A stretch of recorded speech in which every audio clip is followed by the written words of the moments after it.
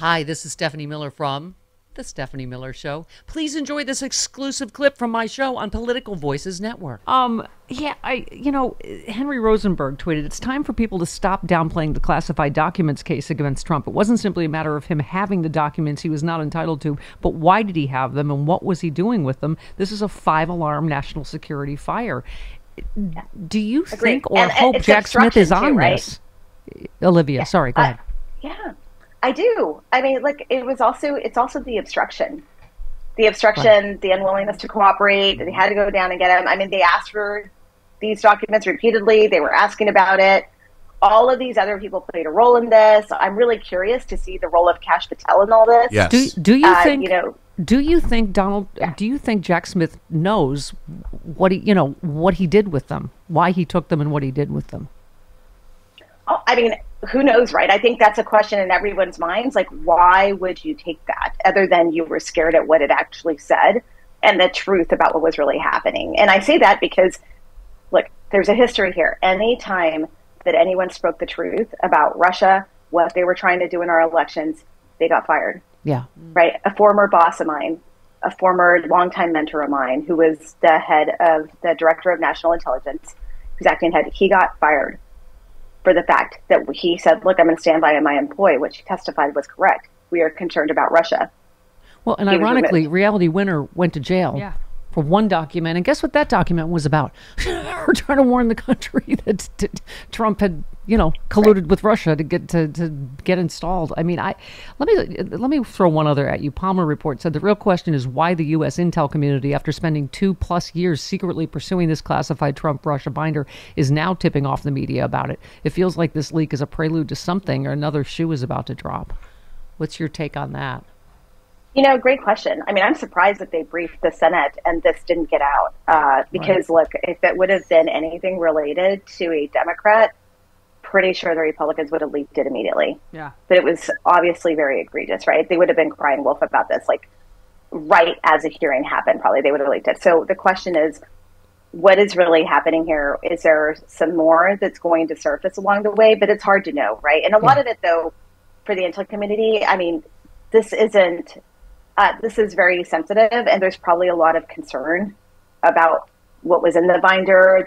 I'm telling you, there's been some sleepless nights, I'm sure, for the past couple of years on how this happened. I'm sure that Gina Haspel and all these other people are probably just completely beside themselves because also just it's the fact that it was someone in the presidency, the president's chief of staff, all of these people at the highest levels of power, and this is how, once again, they're mishandling classified information, right? I mean, forget about the classified documents I found in the women's room when I was working there. Like, I cannot believe that this is now where we are, where the full binder went out.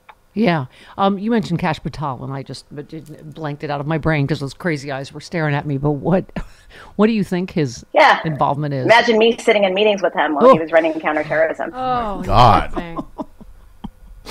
And you can never tell he could be the next director of the FBI, by the way. Absolutely, yes. Or and the that's CIA. Horrifying. That is what is horrifying. Yes. Now, is it just one eye that's a little bit crazy? Stephanie, stop it. Stephanie Louise Miller. If she's in a meeting, she's not even sure who he's looking at, I'm guessing. Are both crazy eyes looking? Okay. That's funny. Olivia, one last one from Rude Pundit. There's something fundamentally broken about a country that cannot stop someone like Donald Trump from running or becoming president. I feel like the media's not prepared for this. Maybe the founders never envisioned this. But in your role as, with Homeland Security, what do we do about this, even going forward? Look, it's certainly concerning. I think it speaks to his ability to really galvanize people by trying to get to their grievances, right? He's an expert at that. He fans the flames. He fans the worst of the extremes on the right, and he makes these people feel like they have a home in him. I think the only thing that gives me hope is that I really hope that despite, however, center-right people, moderates, people in the middle who are concerned about the two candidates potentially that are coming up in 2024. Yeah. I hope that when you look at Biden, who is a rational human being, and you look at Donald Trump, including and the history of how he has behaved towards women, what he's done along the way, the traitorous mishandling a class I found. And we could go on and on and on. Which brings me to the tough love section of the interview before you leave. Are you still a Republican, Olivia? I mean, I call myself a recovery Republican. I almost feel now that, I'm still going to meetings. Therapy is going to last for a really long time. I'm an ex-Republican girl gone wild. As you know, my dad ran with Goldwater. But I honestly, as a woman, I'm curious about women like you and Cassidy Hutchinson who have been brave and spoken out about what you saw. But I for the life of me, can't imagine not just Roe, but everything. Why any woman would want to be a Republican today. Can you speak to that a little? I think, okay, you know this because you were raised in a Republican household. It's just sort of like the identity is embedded and you have been raised with these conservative traditional values. But I think at this point, we got to take a step back and be like, this isn't conservative traditional values. This is on a whole different level, right? This party stands for everything like against what a loving Christian family, accepting Christian family would stand for, right? And what happened to being compassionate towards immigrants, taking people into your home? Yeah. What happened to that party? Also, I've got to say, I really actually in my heart believe that there are a lot of conservative women out there who are scared and horrified about what they're leaving behind as a legacy for the next generation of women as they watch what's happening in Texas to that woman, with women's rights. And while I think that, conservative leaning women, while they may be, the topic of abortion and pro-choice and pro-life in those terms, I think is very sensitive to them and they're more private about it. Yeah.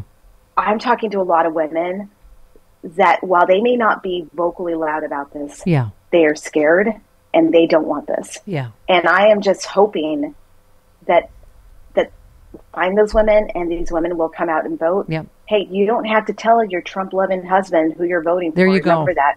You walk in. I heard the same thing. NBC interviewed some people. Yeah, some voters, and they said they're scared to for their MAGA friends or family to find out they don't support Trump anymore.